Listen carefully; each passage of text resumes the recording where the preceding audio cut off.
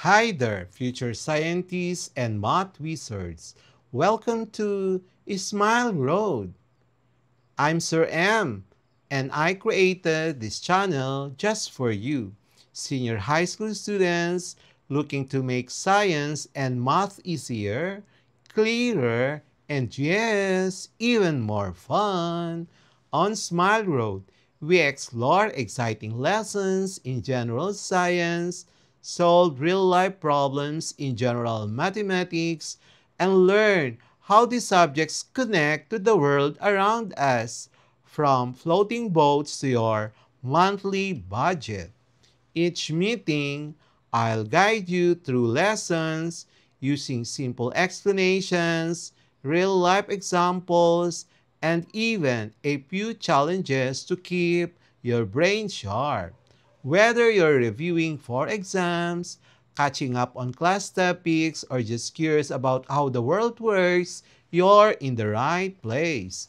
Don't forget to hit that like, subscribe, and notification bell so you won't miss any of our learning adventures here on Smile Road. So, are you ready to start this journey with me? Let's walk the road of knowledge with a smile. Numbers and Algebra, Quarter 1 of Grade 11, General Mathematics. So, Lesson 3 is about wages from an hourly rate, including situations involving overtime and other allowances. Intended learning outcomes. By the end of this lesson, the learner should be able to define hourly rate, regular pay, overtime pay, and allowances. Number 2, use formulas to compute wages from hourly rate. Number 3, solve problems involving overtime pay following standard rules. Example, 125% pay rate. Include other allowances, the night differential, the hazard pay, holiday pay in wage calculations. Number 5, apply these concepts in real-life situations. In many jobs, employees are not paid a fixed monthly or annual salary. They are paid based on the number of hours they work. This is called an hourly wage system. It's common in part-time work, retail, manufacturing, and service industries. Understanding how to compute wages from an hourly rate is essential for managing personal finances, ensuring you're paid correctly, and appreciating how labor laws protect workers. This lesson will also introduce overtime pay and other allowances, which can significantly increase total earnings. Key concepts. Number 1, hourly rate. The hourly rate is the amount a worker earns for every hour worked. Example, 80,000 hour. 80 pesos per hour means you earn 80 pesos for each hour you work. Number 2, regular pay. Regular pay is equal to the hourly rate times the number of hours worked. Number 3, overtime pay. Overtime is work performed beyond the standard 8 hours a day based on the Philippine Labor Code. And overtime rate is usually 125% or 1.25 times the regular hourly rate for regular days.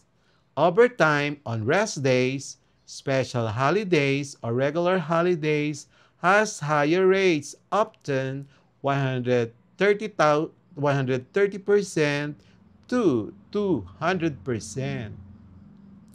Formula. Overtime pay is equal to hourly rate times overtime hours times overtime multiplier. Example, hourly rate is 100 pesos per hour and the overtime hours equals to 3. And then the overtime multiplier is 1.25. And then the overtime pay is equal to 100 times 3 times 1.25. So it's equal to 375 pesos. Number 4, allowances. Allowances are additional payments aside from regular and overtime pay. Common types: night differential, extra pay for work done between 10 p.m. and 6 a.m. Usually, 10% of the hourly rate per hour work at night. Hazard pay for jobs with dangerous conditions, percentage or fixed amount. Holiday pay, double pay, 200% for working on a regular holiday. Transportation or meal allowance, fixed daily or monthly amount. And number 5, total pay.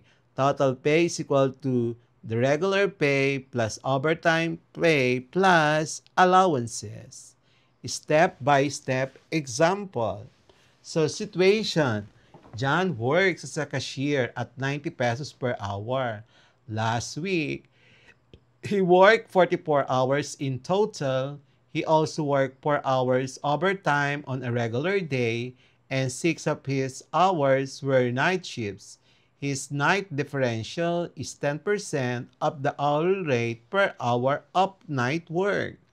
And then, so step 1, regular pay. So you have regular hours, 40 hours. So regular pay is 90 pesos times 40, 3,600.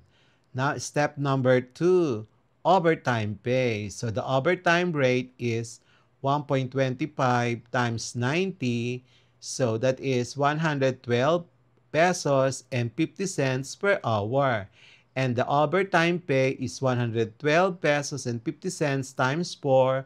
You have 450 pesos. Step number 3, night differential. Night rate is equal to 90 pesos times 90%. That's equal to 9 peso or extra. So the night differential pay will be equal to 9 pesos times 6 equal to 54 pesos.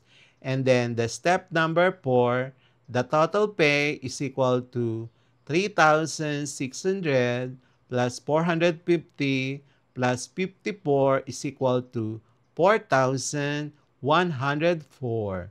Real life applications: calculating weekly wages as part-time worker, checking payroll for correct computation of overtime, budget planning by estimating total monthly earnings, comparing job offers that use hourly rates versus monthly salaries.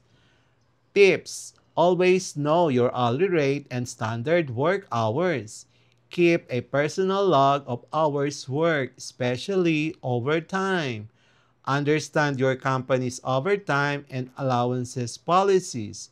Remember that legal rates, 125%, 130%, 150%, 200% are minimums set by labor laws. Some companies pay higher.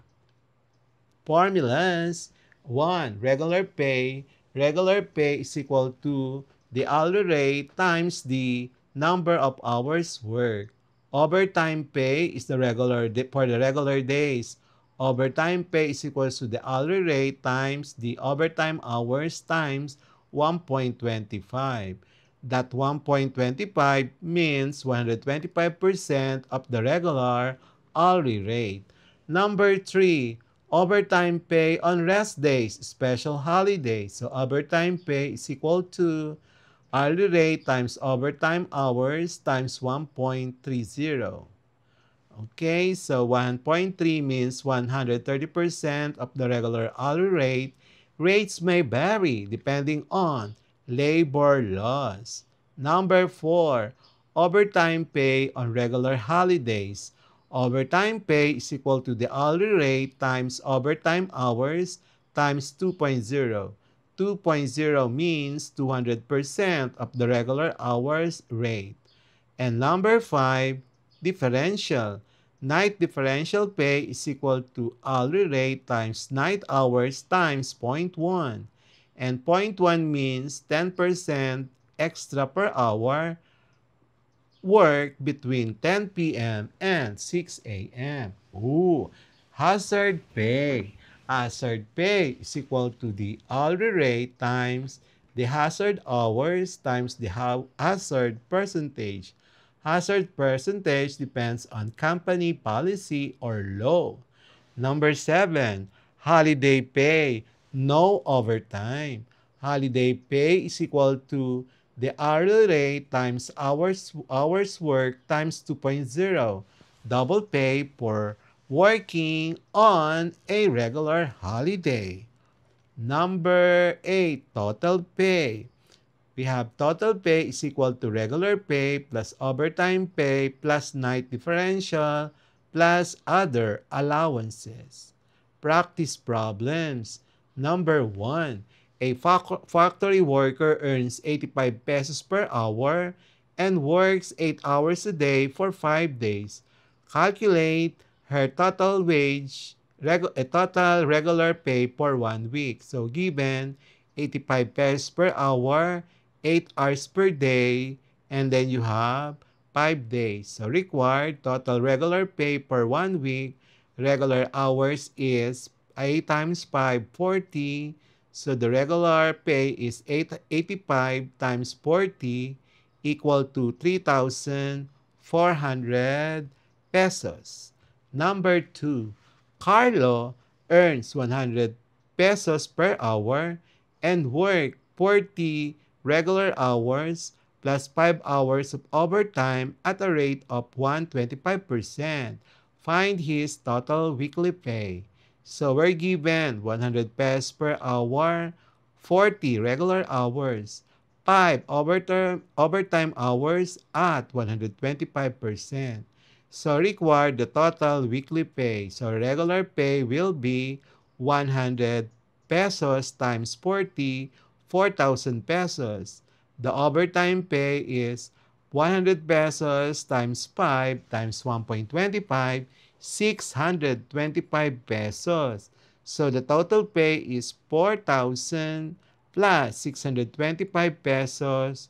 So the final answer is 4,625.